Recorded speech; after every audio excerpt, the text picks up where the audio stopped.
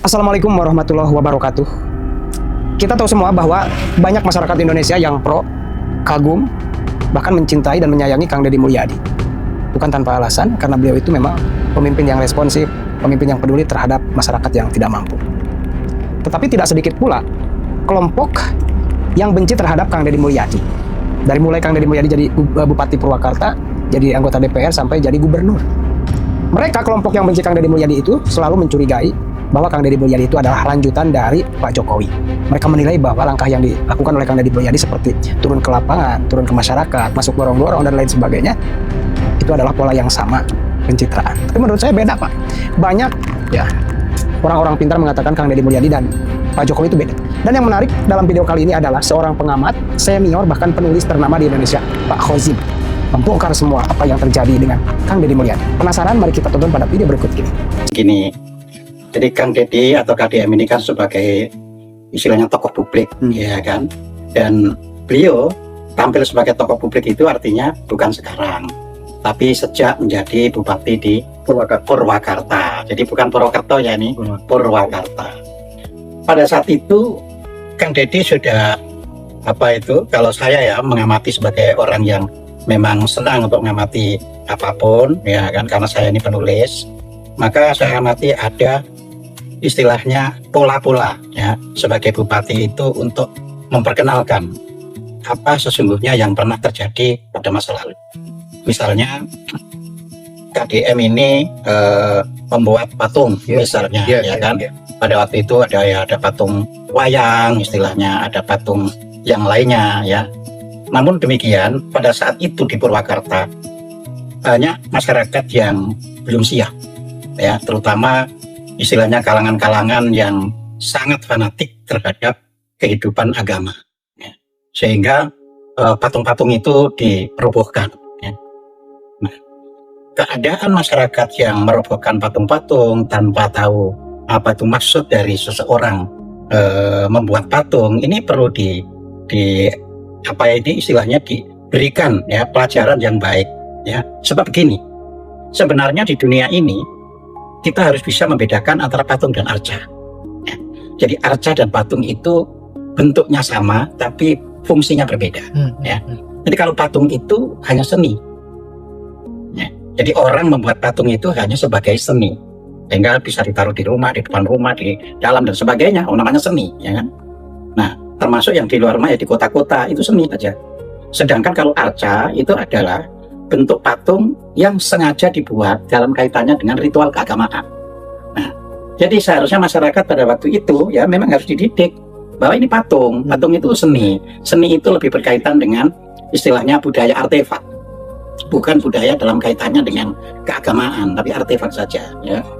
Jadi kan tokoh yang dipatungkan itu kan tokoh, misalnya patung Bima misalnya, ini kan tokoh. Jadi masyarakat harus bisa memahami mengapa Bima yang dipatungkan. Nah, diberitahu karena itu simbolik bagi kehidupan yang tegak lurus ya, orangnya itu selalu jujur ya, tidak nganan ngiri. Nah, semua patung sebagai seni ya kan, itu juga membawa misi orang yang memerintah membuatnya. Boleh jadi ya ini KDM ingin hidup itu ya seperti tokoh Bima, seperti tokoh Gatot Kaca, jadi seperti itu. Jadi dalam aspek yang demikian ini sebenarnya tidak ada masalah, justru masyarakat itu harus dididik ya untuk memahami ya masalahnya kan gitu kan. Kita ini kalau membuat sesuatu, misalnya patung di kota atau apa, biasanya tidak disosialisasikan. Jadi ini tujuannya apa, terus maksudnya apa, itu tidak langsung dibangun ya, akhirnya timbul satu persoalan ya. Nah, mengenai pencitraan ya kan, tidak ada tokoh publik yang tidak melakukan pencitraan. Nah, ini yang harus dipahami, yang tidak melakukan pencitraan. Semua tokoh publik melakukan pencitraan ya. Ini yang harus dipahami lah, bahwa bentuk pencitraan itu berbeda-beda ya, kan? Jadi itu kita tidak perlu persoalkan kalau bentuknya itu ya kan. Tapi semuanya itu ada pencitraan karena masyarakat. Mengapa ada orang ya tokoh publik itu melakukan pencitraan ya, supaya dikenal oleh masyarakat luas. Jadi seperti itu ya kan. Nah, juga pencitraan harus kita bedakan dengan janji ya, dengan janji yang disampaikan kepada khalayak umum ketika mau dipilih. Nah, jadi seperti itu ya. Ya janji itu apa sih? Janji itu ya seperti ya yang lalu-lalu ya. Saya akan buat ini itu janji. Ya. Tapi kalau orang terus kekali misalnya ikut bersih-bersih atau dari gorong-gorong ikut itu sekedar pencitraan.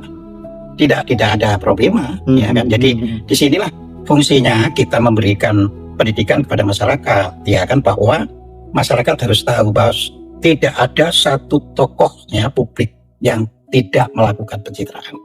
Pencitraan itu bisa juga berupa misalnya agama, bisa ya kan. Wah, dia mendalilkan ini, bisa. Jadi tidak berarti pencitraan itu hanya bentuk keluar dari gorong-gorong atau bersih-bersih sungai, tidak. Ya. Apapun yang dilakukan supaya orang terpikat itu pencitraan. Nah, jadi itu.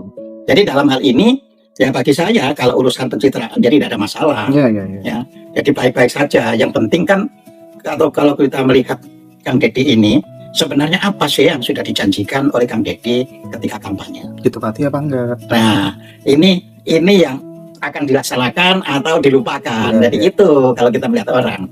Nah, bagaimana kalau misalnya kan berarti sudah menjadi gubernur itu kalau dari kapan, Januari ya? Dilantik Februari ya, dilantik itu ya Februari ya. Kan baru misalnya sekarang kan 3 bulan ya. Dilihat apakah ada ya dari janji-janjinya yang sudah mulai dirintis. Ini yang perlu dipahami masyarakat. Misalnya belum ada, ya kita juga tidak bisa langsung wah janji saja, tidak. Ya, kita perlu mengingatkan. Kok janji-janjinya belum ada yang satu pun belum ada yang jalankan di masyarakat, ya kan? Malah yang kalau lihat dari sudut Kang Deddy ini ada melakukan sesuatu yang tidak pernah ada itu di janjinya, seperti anak-anak nakal dikirim ke barak militer, ya kan? Apakah salah? Kita juga nggak bisa nilai salah dan benarnya juga tidak bisa, karena kan sesuatu perbuatan itu dibalik itu ada tujuan. Seringkali tujuan itu tidak terbaca oleh orang lain. Nah, apa yang kita minta dari Kang Deddy bukan jangan dikirim gitu, tapi tujuan Anda harus dijelaskan pada masyarakat. Nah, supaya masyarakat tahu. Jadi tujuan dimasukkan di balik beliau gini. Nah, dengan tujuan yang sudah disampaikan itu nanti kita lihat hasilnya. Ya kan, kalau ternyata baik ya itu ya bisa dilanjutkan, ya kan. Tapi kalau ternyata setelah dididik berapa minggu, berapa bulan misalnya di barak militer kok ya tidak mengubah ya perbuatannya atau bahkan menjadi katakanlah lebih keras misalnya, ya kita baru harus direm. Nanti kita mulai belajar melihat sesuatu itu dari kerangka apa yang dimaksud pada suatu program atau proyek atau tindakan. Terus nanti dilihat hasilnya. Jadi begitu. Oke, Pak Kojem, keren sekali perspektifnya. Tapi saya mewakili teman-teman di Ngaji Rasul itu, Pak Kojem. Sekarang kan kita apresiasi banget. Saya secara pribadi sangat mengapresiasi apa yang dilakukan oleh KDM ya. Jadi saat ini kan banyak elit-elit politik itu yang memilih narasi-narasi atau retorika-retorika global gitu. Sementara KDM justru kembali ke akar budaya kita, ke bahasa ibu, ke nilai gotong royong gitu kan. Nah, sebenarnya yang ingin Kang Deddy pulihkan dari wajah bangsa ini tuh kira-kira apa, Pak Kojem? Oke. Sebagai kepala daerah ya, saya istilahnya lebih bisa memberikan suatu nilai plus kalau setiap kepala daerah itu, artinya setiap kepala daerah itu bukan hanya Kang Deddy, memajukan budaya lokalnya. Ya. Karena apa? Budaya lokal itu adalah bagian dari kondisi sosial. Ya. Jadi menampilkan budaya lokal itu tidak menjadi masalah. Cuma dalam komunikasi, Kang Deddy harus selalu menggunakan bahasa Indonesia. Ya, budaya lokal, tapi sarana komunikasinya harus menggunakan bahasa Indonesia. Ya. Loh, untuk apa? Ya supaya suku bangsa atau etnis atau suku yang ada di Indonesia ini tahu maksudnya gubernur tersebut di dalam kembali ke budaya. Ya. Jadi harus seperti itu. Jadi tidak bisa kan jadi kalau saya amati kan banyak bicara bahasa Sunda. Loh, ketika beliau itu memerintah bahwa hanya dengan bahasa Sunda no problem. Ya, tapi ketika menyampaikan pesan pada kehidupan sosial harus ke bahasa Indonesia. Karena ini selain akan dipahami oleh sukunya sendiri juga bisa dipahami oleh suku yang lain. Jadi di situ. Ya, kemarin misalnya saya memberikan pengajaran ya itu di Bogor ya, ada petuah istilahnya dari leluhur Sunda, ya. Dikatakan bahwa ya kehidupan ini akan rusak kalau orang-orang itu berbuat apa yang disebut catur buta. Jadi ini Sunda ini, jadi catur buta. Catur itu 4, buta itu sesuatu yang mengerikan. Ya. Jadi buta itu bukan apa ini mata buta, ya kan, tapi sesuatu yang mengerikan dan akhirnya bisa menghancurkan kehidupan sosial. Nah, catur buta disebutkan pertama itu adalah adanya yang namanya itu burangka. Ya. Burangka itu apa? Ya. Burangka itu adalah orang hidup tapi ditempatkan pada tanah-tanah yang tidak layak huni. Ya. Jadi kalau ada orang kan menggeser sana, tapi yang di sana itu malah tidak layak huni. Nah, itu burangka. Ya. Nah, juga saya sampaikan boleh jadi penulis leluhur Sunda itu melihat adanya desakan terhadap masyarakat Sunda dari daerah yang layak huni menjadi yang tidak layak huni. Ya. Nah, tanah yang tidak layak huni itu apa? Misalnya tanah longsor, tanah gampang sekali kena gempa, terus tanah yang penuh becek, penuh ini sehingga bisa menularkan penyakit dan sebagainya. Nah, saya tidak hanya melihat itu untuk ajaran Sunda, bahkan kita sekarang ini melihat banyak orang yang menghuni rumah-rumah kecil di pinggir sungai, BCK-nya jadi satu, nah itu berarti berangkat. Nah, jadi di situ artinya apa? Tidak layak dihuni. Ya, kalau dihuni ya bisa merusak kehidupan karena menimbulkan penyakit dan sebagainya. Ya.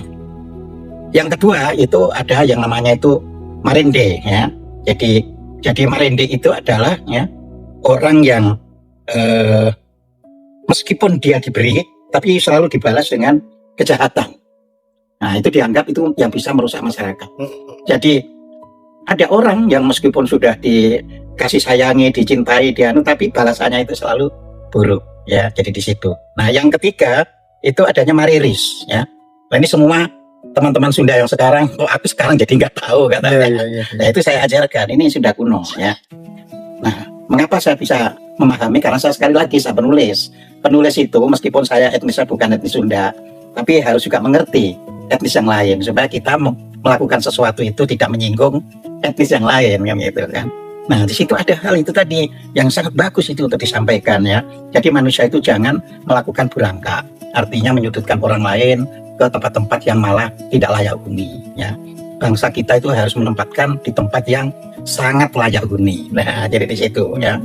Ya, kasihan kan ada di tempat di pinggir kali atau di tebing dan sebagainya yang sekarang kita lihat sekarang ini, ya.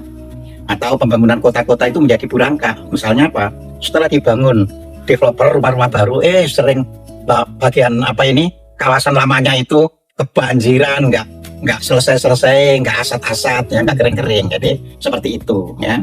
Nah, kalau marende itu tadi. Jadi jangan, ya kan, kita menjadi manusia yang memberi orang tapi orang itu tidak tahu balas budi. Ya. Nah, yang ketiga mariris, ya kan. Mariris itu adalah dikatakan di situ, ya, kalau dia mengatakan apa itu dingin, nyatanya panas, ya. Jadi kalau menyatakan dingin, nyatanya panas, ya.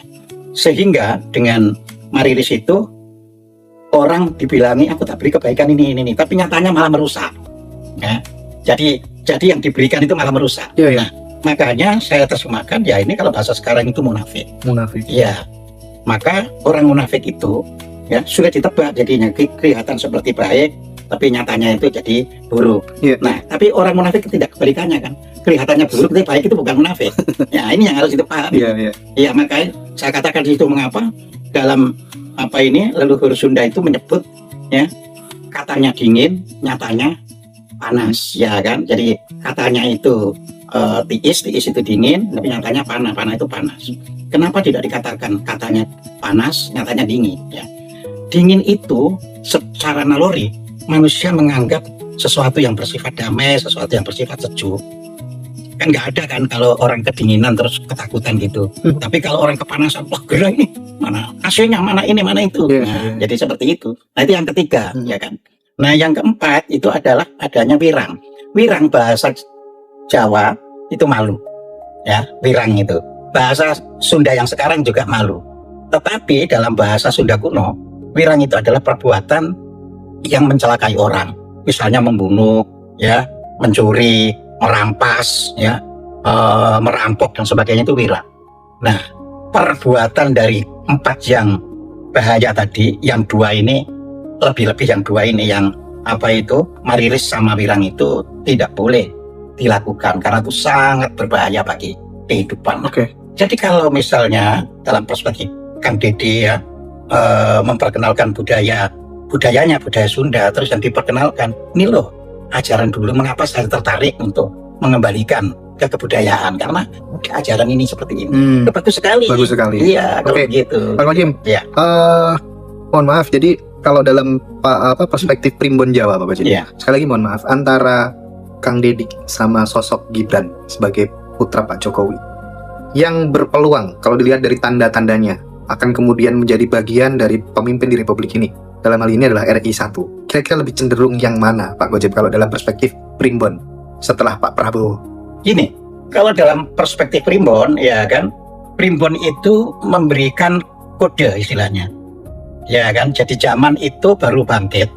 Ya, baru bangkit kalau ya kan dari apa yang disebut Jangka Joyoboyo itu sudah tuntas kejelekan itu. Iya. Jadi nosisan ya Pak? Nosisan, jadi di situ. Jadi kita bukan perspektif Kang Dede atau Gibran, tapi apakah sekarang ini sudah dianggap yang terburuk? Kalau sekarang ini dianggap yang terburuk, orang akan mencari yang terbaik. Oke. Nah, itu masalahnya. Oke.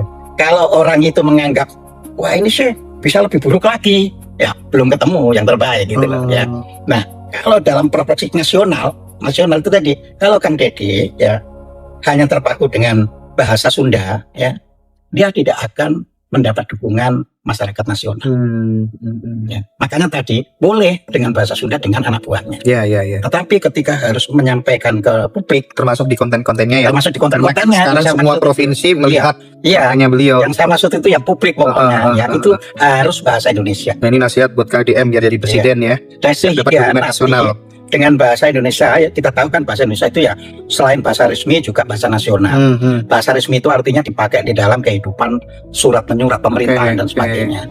Bahasa nasional digunakan untuk berkomunikasi dengan seluruh lapisan masyarakat. Iya. Nanti orang tahu, wah bagus ya pandangannya. Nah, jadi bisa.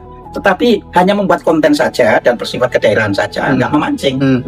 Jadi seperti Oke, itu. terus Pak, kalau orang Jawa itu kan dulu banyak ya unen-unen kayak presiden seumur jagung, terus kemudian katanya matahari kembar gitu. Dalam perspektif Pak Gojim sebagai praktisi spiritual, sebagai seorang penulis, mengamati potret fragmentasi gerakan politik yang terjadi sekarang ini kan banyak yang mengatakan bahwa antara Jokowi dan Prabowo ini matahari kembar. Terbukti dengan pencopotan kemarin ya, yang Ya, itu ya. Kita semua tahu. Itu gimana Pak Gojim? Itu cukup mewakili apa enggak gitu? Ya, dalam buku yang saya tulis, yaitu buku Pustaka Weda Sasangka, khususnya jilid 1 dan 2, itu sudah saya jelaskan akan munculnya ya hal-hal yang sekarang semua yang sudah baca buku itu loh, muncul semuanya. Iya. Kan? Salah satu ya yang saya sampaikan di situ itu nanti akan muncul. Kenapa disebut nanti? Karena tulisan itu adalah tulisan ratusan tahun yang lalu ya. Nanti akan muncul ya sawo kecek berbuah semangka. Sawo kecek itu adalah simbol, kan kalau di masyarakat Jawa itu kan biasa ditanam di dekat-dekat istana ya kan, dekat-dekat istana ratu dan sebagainya. Sawo kecil. Ya sawo kecek, maka itu istilahnya begini jadinya. Nanti akan muncul pemimpin dari orang kecil. Ya. Jadi ini tadi karena sawo kecek ini kan istana, jadi akan muncul dari orang kecil. Tapi berbuah semangka. Seharusnya sawo kecek itu berbuah sawo kecek. Nah, semangka itu kan merambat, ya kan? Karena apa? Karena buahnya besar. Jadi kalau naik ya akan jatuh, ya kan? Nah, maka di situ ya pemimpin dari sawo kecek ini ya itu sama dengan orang yang tidak bisa ya mengendalikan buahnya. Ya. Tapi sebelum buah itu jatuh, buah itu jatuh berarti bukan sawo keceknya kan? Sebelum buah itu jatuh, ya maka akan terjadi ya satu upaya sawo keceknya itu berusaha memperkuat diri. Ya, sawo keceknya berusaha memperkuat diri ya. Iya. Dan itu sekarang kita terlihat kan. Sawo keceknya sudah minggir. Tapi kan berusaha memperkuat diri. Nah, jadi gitu. Nah, di sini ketika masyarakat ya kan, masyarakat itu terbawa arus ini buah yang besar yang goyang-goyang ini ya akan terjadi sesuatu petaka di suatu negara.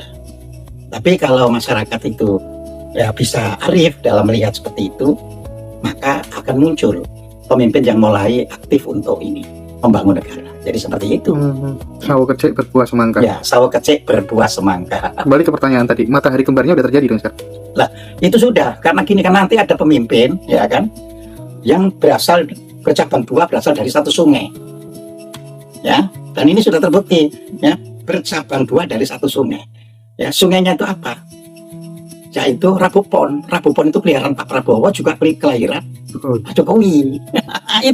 itu jelas itu. Leluhur kita kok bisa begitu? Nah itu, ya leluhur itu bagaimana bisa menyatakan Nah, ceritanya kok bisa kayak gitu? jadi akan ada sungai bercabang buah. Ya.